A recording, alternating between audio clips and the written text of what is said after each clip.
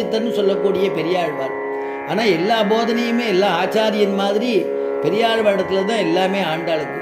அதனால் பெரியாண்டவரிடத்திலேயே பெரியாழ்வாரிடத்திலேயே ஸ்ரீமத் பாகவதம் விஷ்ணு புராணம் இதெல்லாம் கிரகிச்சுண்டார் ஆச்சாரியனாக நினைச்சா.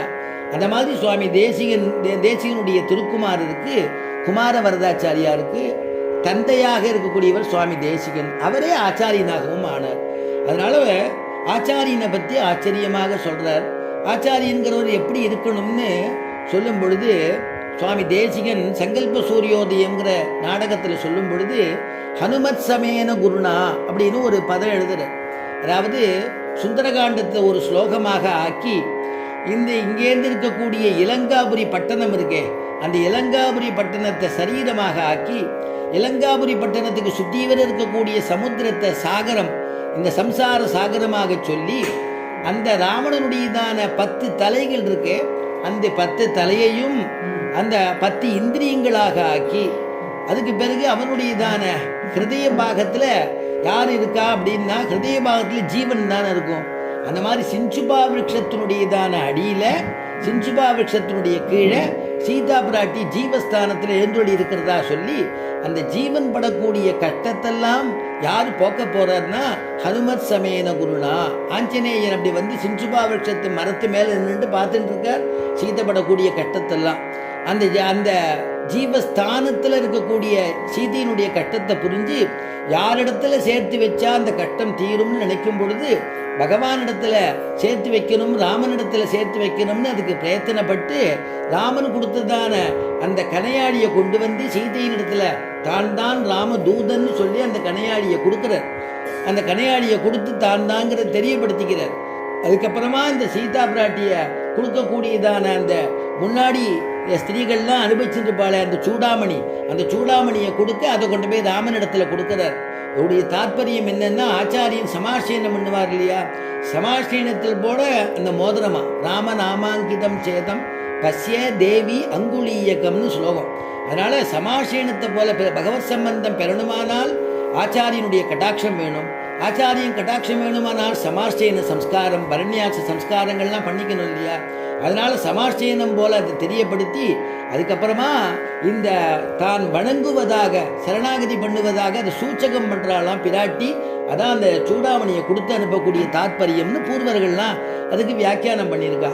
அப்படி எங்கேயோ இருக்கக்கூடிய ஜீவஸ்தானத்தில் இருக்கக்கூடிய சீதையை ஜீவஸ்தானம்னு சொல்லணும், ஜீவன் சொல்லப்படாது, ஜீவஸ்தானம். அந்த ஸ்தானத்தில் இருக்கக்கூடிய சீதையை அந்த ராமனிடத்துல கொண்டு வந்து பரமாத்மாவான ராமனிடத்துல கொண்டு வந்து சேர்த்து சந்தோஷப்படக்கூடியவர் குதூகலமா இருக்கக்கூடியவர் ஆஞ்சநேயன் அப்படின்னு நம்ம அனுபவிக்கிறோம் இல்லையா.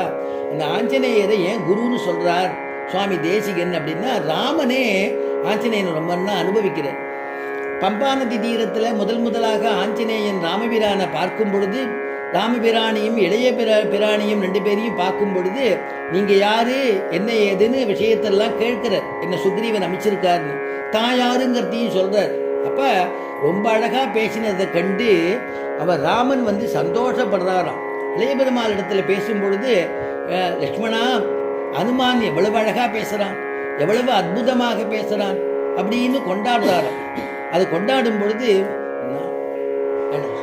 நான் ரிக்வேத விநீதஸ்ய ந யஜுர்வேததாரிணः ந சாமவேத விதுஷः சக்கியமேவம் பிரபாஷிதும் நூனம் வியாகரணம் கிருஷ்ணம் அனேன பகுதா சுதம் பகுவ்யாகரதானேன ந கிஞ்சித் அபசப்திதமு நான் ரிக்வேத விநீதஸ்ய.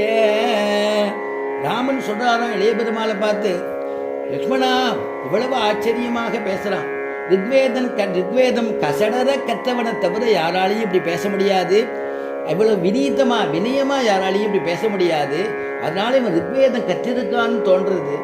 அதுக்கப்புறமா தாரணா சக்தியோட பேசத்தை பார்த்தா யஜுர்வேதமும் இவனும் கற்றிருக்கணும், அத்தியனம் பூர்த்தியா பண்ணியிருக்கணும்னு தோன்றது. அதனால யஜுர்வேதமும் இவன் கற்றிருக்கிறதுனால தான் தாரணா சக்தியோட பேச முடியுது. சாமவேதம் கற்றிருக்கணும், சாமவேத பாரங்கதனாக இருக்கணும், ஏன்னா நளினமாக அழகாக பேசுறான், அதுலேயும் எந்த விதமான அந்த இனிமையாக இருக்குது. பூர்வ பாஷி மதுரா பாஷின்னு